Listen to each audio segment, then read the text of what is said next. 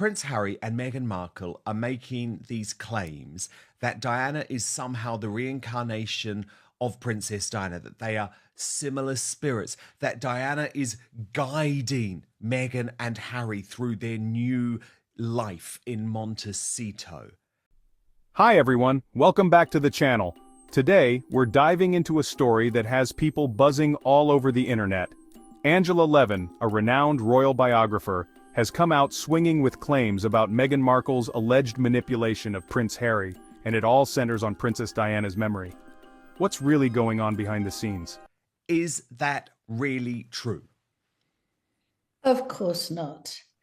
It's nonsense, but you can actually pretend it. You can create it, can't you?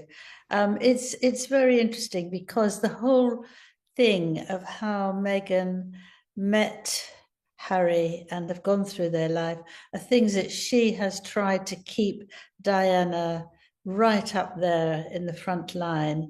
So I think that he would keep him under her thumb. I don't see any other reason to do that. I mean, initially, when he first met her, she was wearing lots of Diana's favorite perfume, which made him feel, oh, she's the one.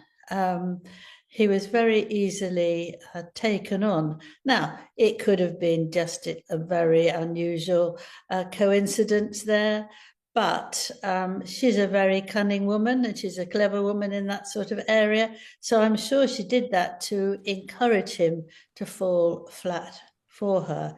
Then at the engagement, when there was this BBC interview, which she complained about afterwards hugely because she wasn't allowed to take over. She had to just answer the questions she was given. But she said, Harry said, that if my mother knew, my mother would be jumping up and down and she and Meghan would be the closest of friends. Now, that's not. Is Meghan exploiting Diana's legacy, or is this just another layer of royal drama? Stay with me as we unpack all the details. And while you're here, don't forget to hit that subscribe button and turn on notifications. You won't want to miss more breaking insights like this. Let's jump in. True, she wouldn't have liked that because she cared very much about the monarchy. But anyway, that's what she said. And Meghan took his hand and said, she's with us now. Okay, now this is all spooky, but it goes on. And then after some time, she went to, so after 20 years his mother had died, they went to Diana's resting home. And she kneeled on the ground and said she asked for her to give her clarity and guidance. And Meghan believes that Diana is with them every single day. I mean, he said that to everybody. He doesn't make any sort of, not no concern about saying that. The allegations against Meghan. Angela Levin claims Meghan has crafted a narrative positioning herself as Diana's spiritual successor, from wearing Diana's favorite perfume to evoking her presence during their engagement interview. Like he said before, that she would be very pleased that he was going to live in America. It's all what he needs somehow to stay alive, that his mother is still there. And it stopped him, I think, from doing lots of things because he's only doing things that he thinks his mother wants. And actually, after such a long time, he can love her to pieces, forever, but she needs to move forward and he doesn't want to. And I think that this is a way that Meghan holds him back, keeps him there, can easily say anything about, oh, but, I'm sure your mother told me today, ... And I think that the way that she began with that has made him feel that she is Diana number 2. But where is she? She's not compassionate. She's not like Diana was. Excuse me. And she's nothing like her at all. Diana was very young and she'd had a very hard childhood, so she had issues, but she was a very beautiful, wonderful girl, and Meghan is not that by far. See, Angela, everything you've just described to me sounds very manipulating. Yeah. And that's quite toxic when you're dealing with someone's grief. Because even in Spare, Harry seems very sucked in and manipulated by so many of the lies that Meghan told. So, for example, we're meant to believe that Meghan had never heard of Prince Andrew, that Meghan had no idea about any aspects of the royal family. How When to in curtsy. Yeah, she didn't know how to curtsy, when in fact she had visited Buckingham Palace as a child. Biographies of Meghan's early life reveal that she was acutely aware of the death of Princess Diana, and I'm a very similar age to Meghan. And believe me, anyone who was a teenager when Princess Diana died was incredibly touched and inspired by that event. Harry said his mother would be jumping up and down with joy for them. Meghan allegedly added, "She's with us now." Levin argues this is a calculated strategy. Emotional manipulation or genuine love. Angela Levin suggests Harry's grief for his mother has been weaponized. Meghan uses Diana's memory to influence Harry's decisions. Yes, and I think you're right, but I think it could have been a wide range of people who were inspired by her. You know, the way she went to visit people in hospitals and look after them and be brave and do all those things. And for, you know, children in Africa, but people would come to her so much. They'd love her. And now if you watch small children, often, I'm not saying always, but when Meghan wants to go for them to have a picture, they won't. They push her away. They don't want her. And I always think that small children have a very, very strong sense of who's good for them and who isn't. I mean, they can never get enough of Catherine. But often with Meghan, they push her away. And often Meghan just goes to have a picture taken there because that would look good. She doesn't even speak to the child. And I think she hasn't got that je ne sais quoi, which Diana had and which most of us can admire Oh, I hugely. mean, she didn't at all. Let's be honest about it. She didn't at all. And there's a fundamental difference with Diana, which is that Diana grew up with us. She was a young virgin Uh-huh. when she became famous. We saw her vulnerabilities. We saw the end of her marriage. And with Meghan, you know, this is a ambitious, much older, divorced Hollywood actress who wanted to be internationally famous without having to do much work. But Andrew, I just want to show you what Andrew Morton, Diana's biographer. Meghan reportedly knelt at Diana's memorial, asking for guidance. Levin claims this makes Harry believe Diana is guiding Meghan. Is Harry holding onto the past too tightly? And is Meghan encouraging this for her own gain? Meghan's history with Diana's legacy. Here's where things get even more interesting. Who, of course, wrote her true story, revealed about Meghan when he was researching her book. He says Meghan, when she was a teenager, was captivated by Diana. She had my book, Diana, Her True Story, on her shelves. They watched the funeral. She and her friends were saddened by it and very moved by it. I think they did some charity collections afterward, took toys and things like that to the charity store.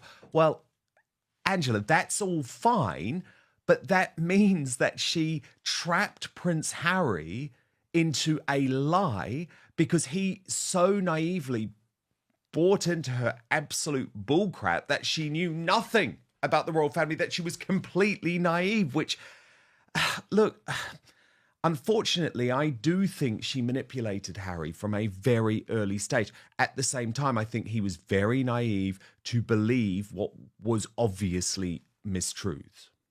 Yeah, but he was desperate to get married. He said to me that he was fed up with being the third one. You know, it would be William, Catherine, and him. And at times he felt, you know, he's the sort of gooseberry that hangs on. And I completely understood that because, you know, he was getting on.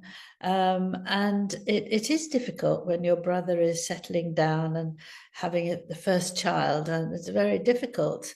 Um, But I think that he very much wanted to marry, and it was very difficult to get the right woman because a lot of them didn't want to be in the spotlight. Couldn't think of anything worse.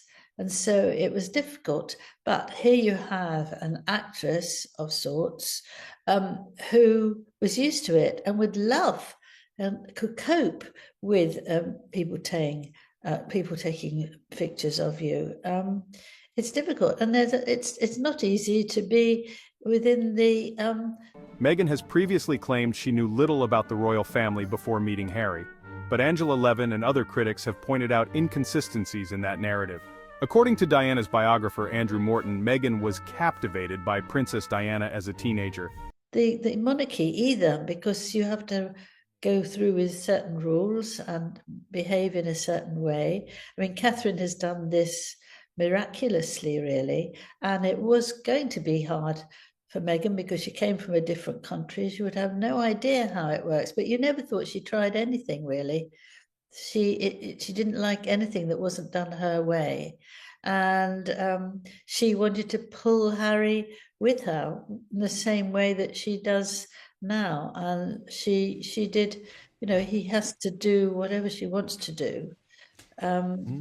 He has to do what she wants to do, and that's it. She even owned Morton's book, Diana, Her True Story. So is it possible that Meghan's fascination with Diana influenced her approach to connecting with Harry? And let's not forget, Meghan was an actress. Levin argues that Meghan knows how to play a role and may have used this to her advantage when stepping into Diana's shadow. He was very scared she might go away. She was very scared.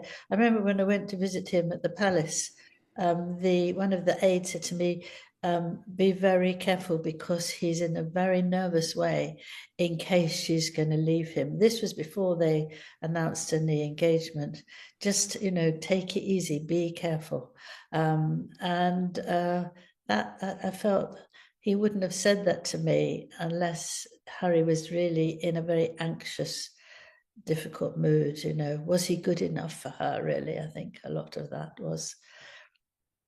But Angela, again, that is, fascinating insight, by the way, and this is why you're the best, because of course you are the biographer of Harry. You spent all of that time with him, so you know the man personally.